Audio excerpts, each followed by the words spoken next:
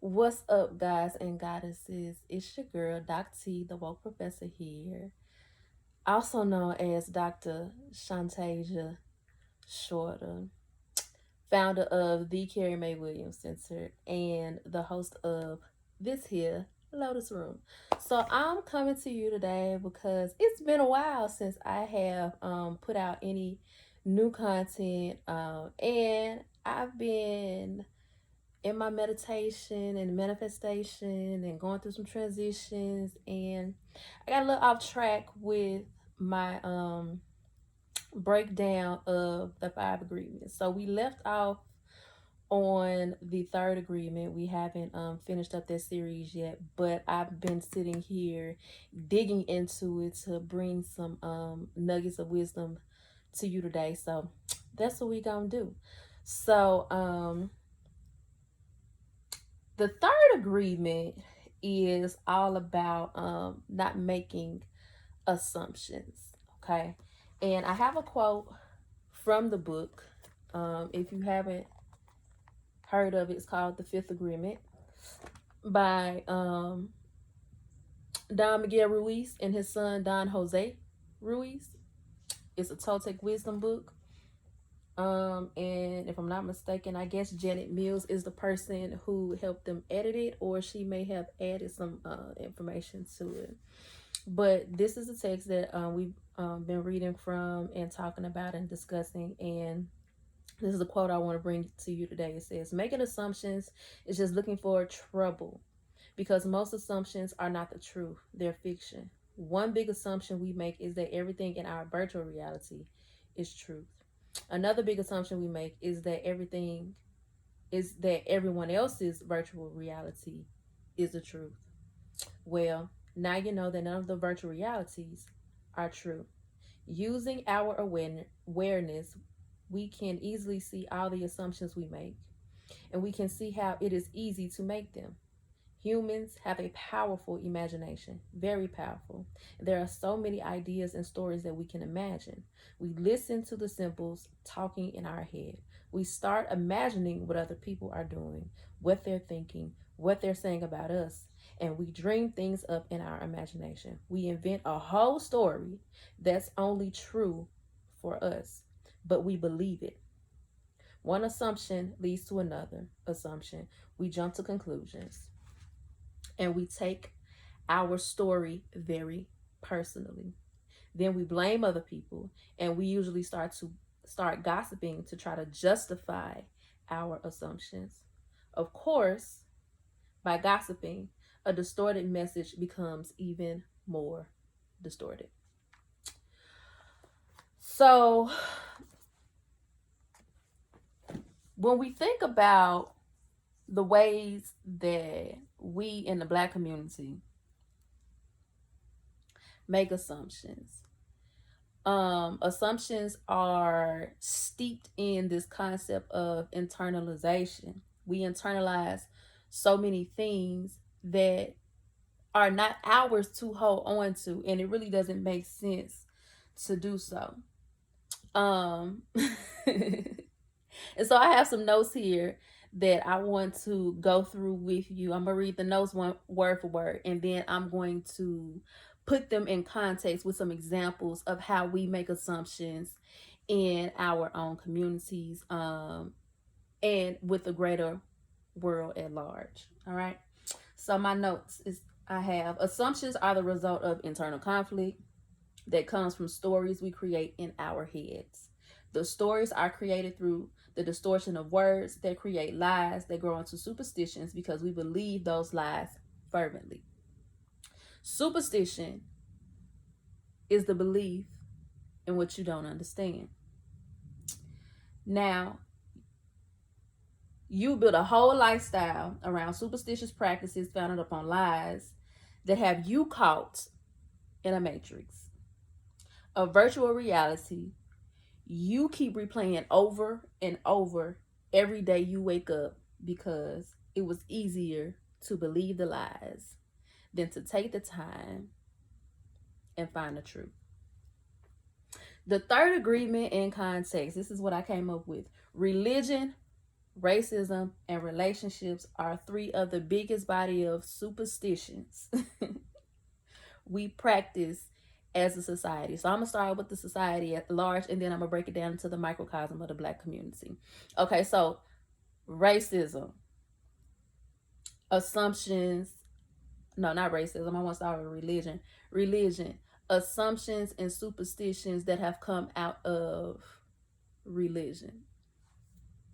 Um, the greater society at large has become very comfortable and okay with assuming that everything that comes out of the mouth of a self-proclaimed spiritual teacher is truth. When in fact, if you begin to do your research, I'm getting a little uncomfortable now, I got to sit up. If you begin to do your research and really get into, let's see, let me pull this back a little bit, and really get into the origins of religion and religious practices, then you begin to understand that there is a big difference between religion and superstitious practices of religion and actual spirituality and rituals related to that spirituality. All right, so let's break it all the way down for you. The school of religion that we have these days, we have Catholicism, we have Christianity, and then we have, I always forget the last one, but I know it encompasses the Muslim faith and things of that nature.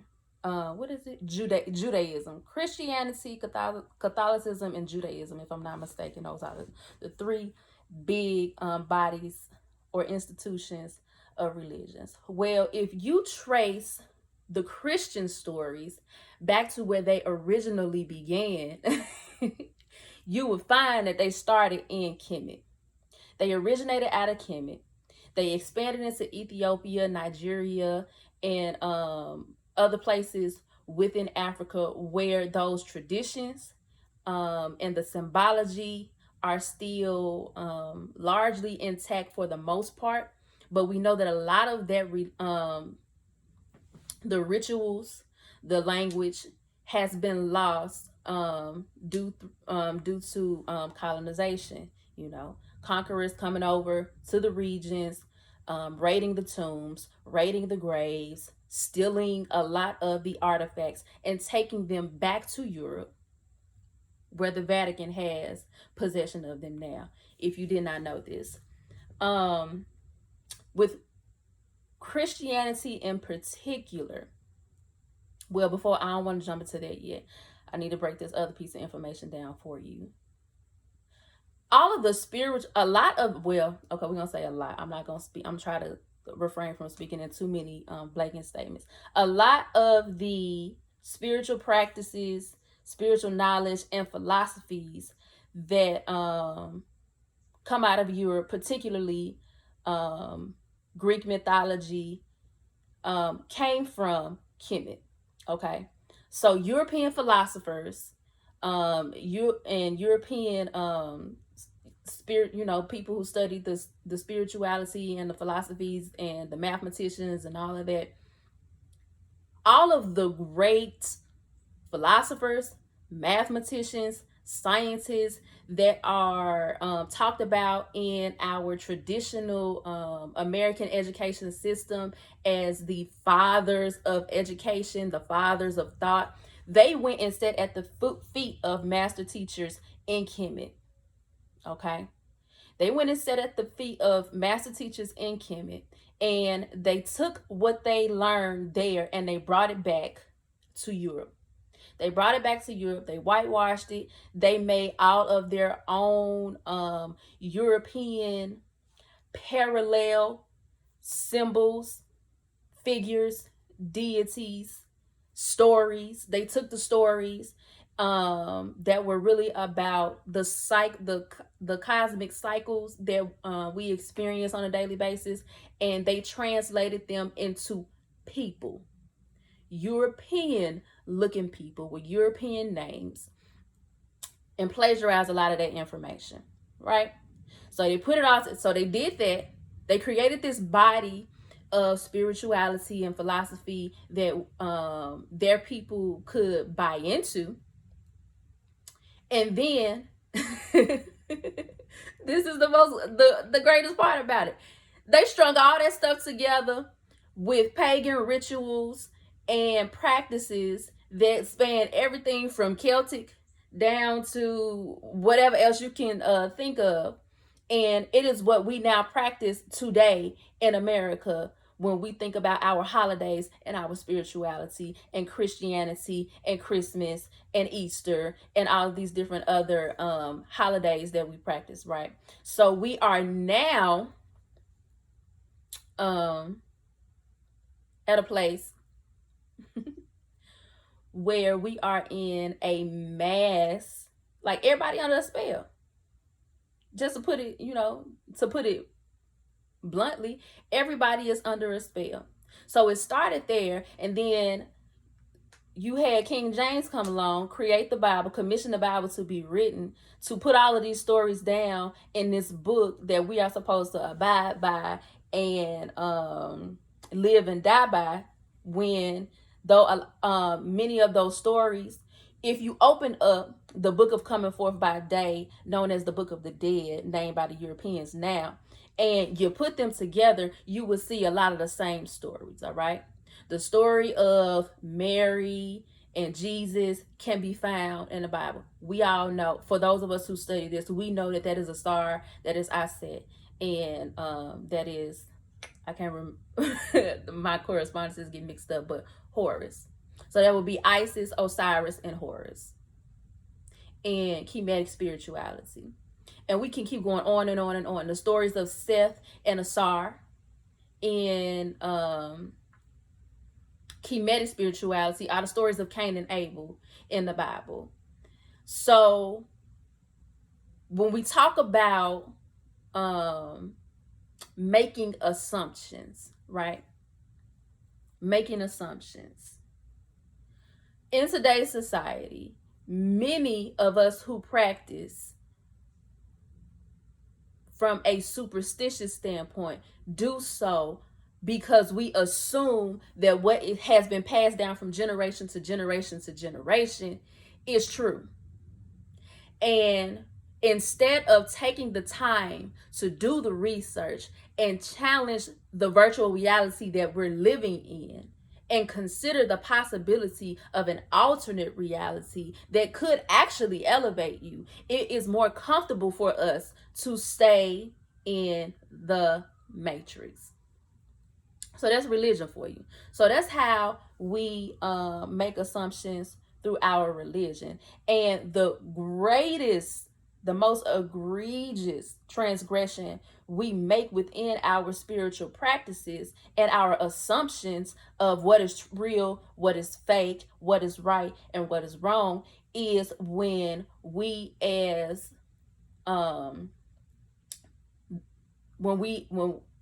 as practitioners of those superstitions begin to tell other people that there is only one way to practice, there is only one way to believe. And then we turn around and condemn those who we are supposed to love, respect, and protect and appreciate for choosing to reject your virtual reality.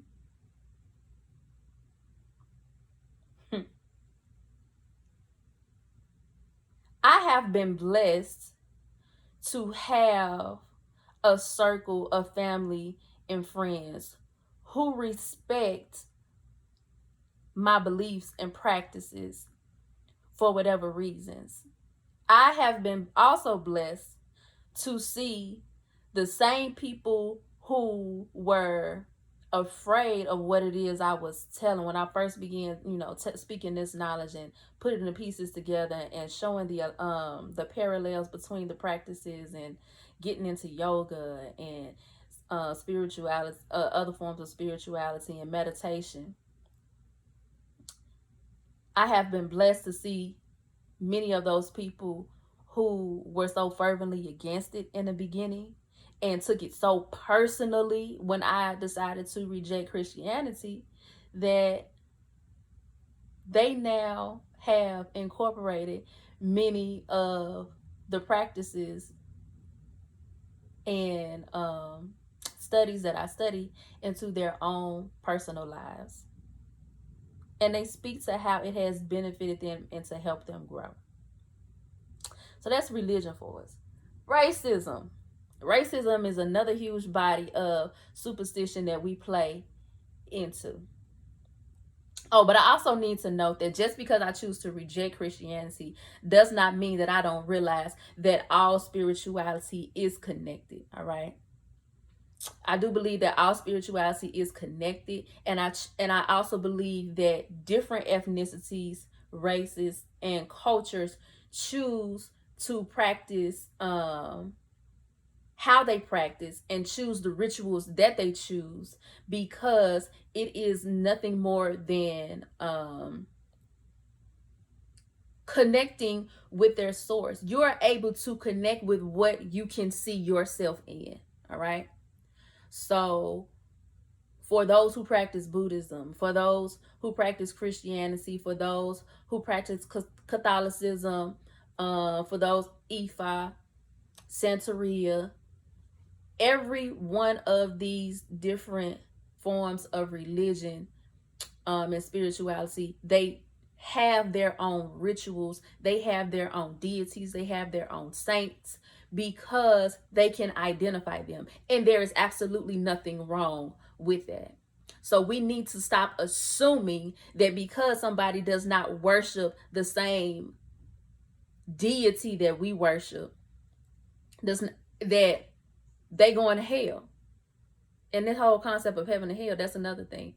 If you read the Third Agreement, they get into the concept of truth and lies, heaven and hell, imagination, superstitions, and all of these different things, right?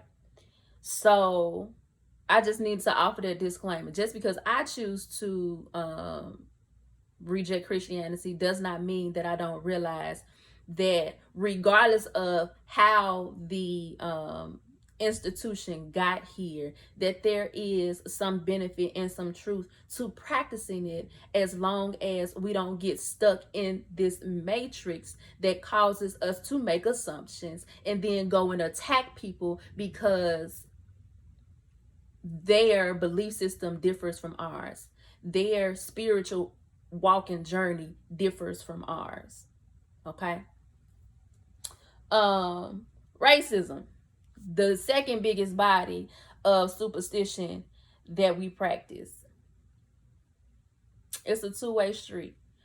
Racism has such a hold on our world because those who created the lies of inferiority based on skin did so out of the belief that they themselves are inferior. Okay, so they just wanted to flip the script. But what is so diabolical about it is that somewhere along the lines, millions of godlike creatures who possess the DNA of all races fed into the lie. And now because we believe the lie, we out here fighting against a lie. That if we just link toward the truth and realize that we ourselves are gods because we are made in God's image, therefore we possess the power of God within us, which is evident through our melanin, which is evident through our resilience, which is evident through our creativity and the soul that we infuse into everything that we do in society, then we wouldn't be so worried about overcoming and overtaking a system that was built specifically against us. If you did the research on where laws came from in the US, we never had as many laws as we do now until black folks started getting educated and started wanting to have what white folks had. That's when you start getting laws. Okay, if you go back and research original laws way back when, even in the state of Tennessee, I have my students research original laws around housing and things of that nature so they can understand how things develop. If you take it all the way back, the original laws were all about keeping black folk and women out of the spaces of opportunity and ability to acquire assets and the ability to have the same agency as white men. That's all laws were about.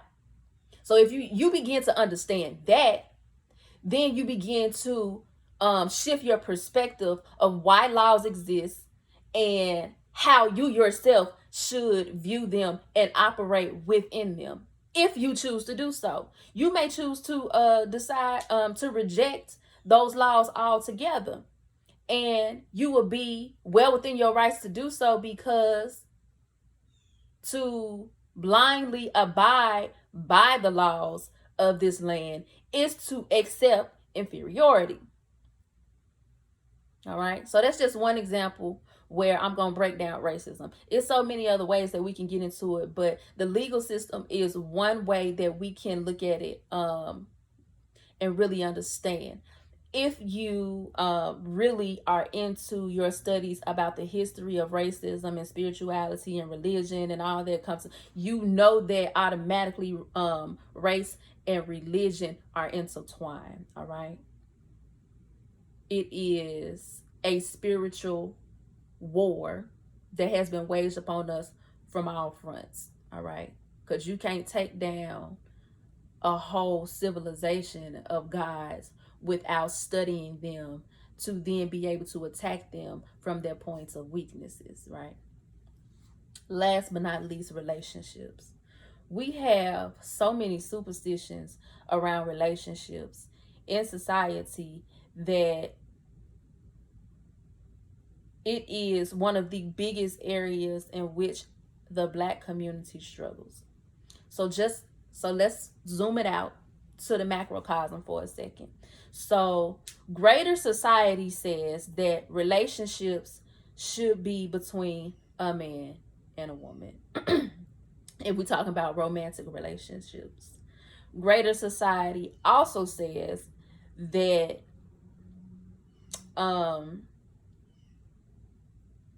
there is a hierarchy of value placed upon you based on your gender, your race, and your socioeconomic status, right? So when you think about relationships from that standpoint, then that means that only the white man and the white woman are capable of being able to are capable of being able to have a successful, thriving relationship, are the only two entities that deserve to have successful, thriving relationships. All right, and then everybody else just fall into place with Black women being at the bottom of the barrel, right? So Black women are just supposed to take what is given to them and be happy. They serve us shit, we supposed to eat it, throw some sugar on it, and say thank you, right? So these are some of the assumptions that are that we have subscribed to in many ways, okay, on a daily basis. When it comes to relationships, let's just isolate it. Okay, let's break it down to romantic relationships. You see it all the time on social media, on Facebook, women, Black women posting memes about how niggas ain't shit, about how about double standards, about this idea of the gold digger versus a woman who requires financial security,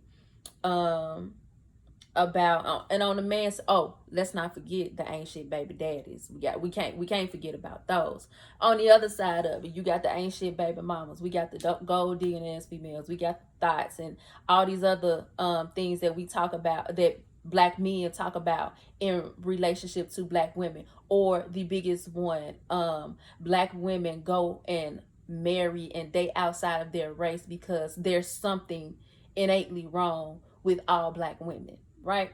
So we have that whole body of a clusterfuck when it comes to relationships. And it's built upon the assumptions that something is wrong with us when that's not the case. It's just that we have made certain agreements with society that we blindly follow and build a whole lifestyle around, to the point that now you are practicing superstitions because you don't even understand what it is that you're doing. I'm guilty of it. How many of us black women can say um that we have not at some point tried to be what society said we should be? Whether it be about your complexion, whether it be about being a lady in the streets and a freak in the sheets, whether it be about having these figure eight bodies with these little waists and being able to twerk like the strippers, and we got pole dancing classes that has become a norm. Like, and not to say that there's anything wrong with those things, because yours truly will hop on the pole in a minute and twerk something, because it's freeing.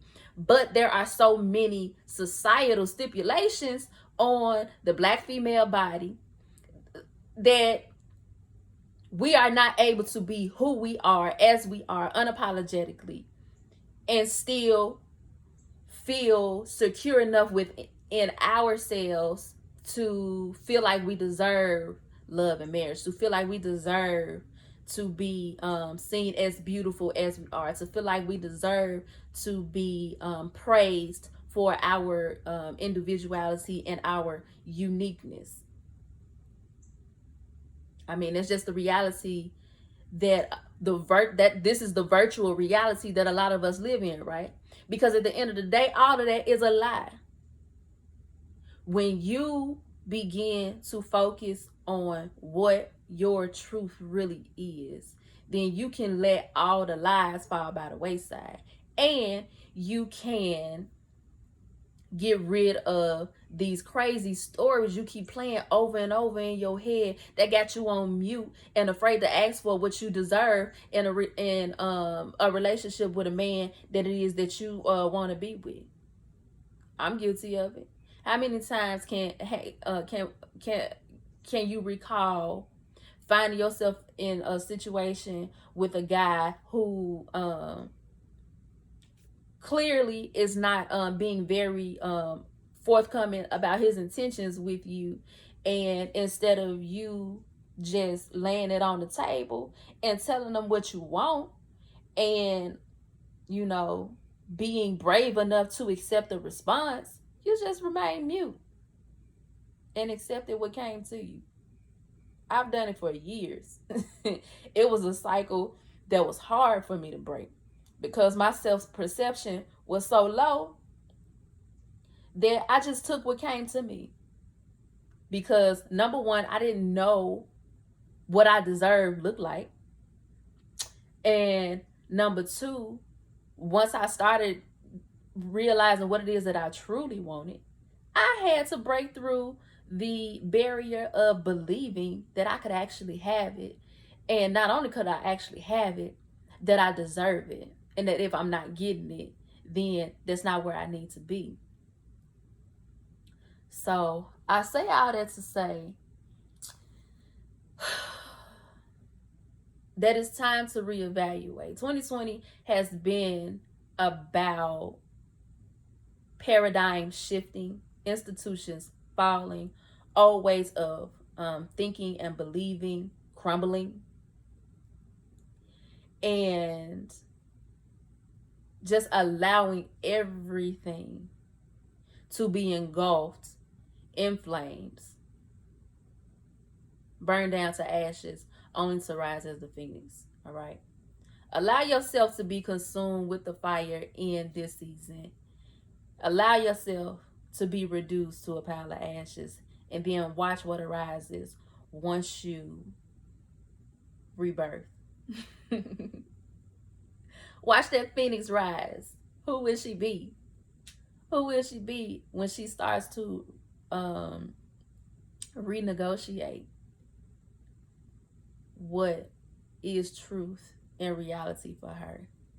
when it comes to your spirituality, when it comes to your race, when it comes to your religion, when it comes to your femininity. We are the threshold of civilization. We hold the DNA of every race within our mitochondria. We are the only ones to do so. When I say we, I'm talking about Black women.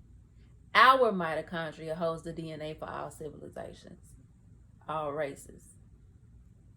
It is through us, our healing, and our learning that whole communities and civilizations are healed and renewed. And like my good girl, I Am Love, reminded us that as we do the work and as we elevate and as we heal, everybody who is connected with us will do the same thing on a cellular level. Because that's what it's all about. The spells that we are under were put there through a series of traumatic experiences that were passed down from generation to generation to generation through eugenics. They have mutated into so many different behavioral side effects, physical side effects, psychological side effects that is levels to what it is we have to unpack within our ancestral bloodlines. It's like we got to come through manifest here again and go through all of that stuff in the 3D and break it down and rewire it, reprogram it. And once we do that, a wave of healing is shot back generation to generation to generation to generation. Imagine that. Healing your ancestral bloodlines by just sitting down and doing the work. By reconceptualizing what it is you believe to be true. Just based on your intuition. As women, our intuition is so strong because we are connected with the moon. Our wombs, so much so that our wombs run on a cycle that is parallel to the moon. And whatever cycle and phase you find the moon being in at that moment, you can best believe on some level you are experiencing those changes emotionally and psychologically. So it behooves you to become more in tune with astrology and astronomy so that you can understand what is happening inside of you. The third agreement really broke down a lot of things for me, and it has me really motivated to go into this next season, because I myself have been put in front of the mirror to take a look at myself, to take a look at what I believe, and release a lot of those things that have been limiting me. And subsequently, everybody connected to me. This new moon energy, though. This new moon energy in Virgo, boo, got your girl motivated. And I hope you all are feeling those changes as well. I hope you are able to receive the knowledge and the enlightenment that came through to me today. I had to share that with y'all. If what I have talked about in this message today resonates with you, then I want you to sound off in the comments, of course. But I also want you to let me know if you are up to have this conversation in a room, in the Lotus Room. So we'll do a room tomorrow. Time to be announced. But yeah, if y'all want to get more into this and talk about how the third agreement relates to you, I would love to do so, y'all. I want to hear what y'all, how y'all feeling. I want to hear what you thinking. I want to hear what parts of this message resonated with you and how it applied to your life, because that's what the Lotus Room is about. The Lotus Room is about us digging down, getting into those deep, dark spaces that we don't want to get into, getting into those corners and really cleaning out the mess, making sense of it, and making things pretty again. Like the lotus emerges into dark, murky waters and emerges pretty and brand new after going through the stages of alchemy and things of that nature. One day I will break down the full chematic story of the lotus. But that's all I have for you today. I love you, I like you, and I look forward to taking this journey with you. Peace, goddesses and gods.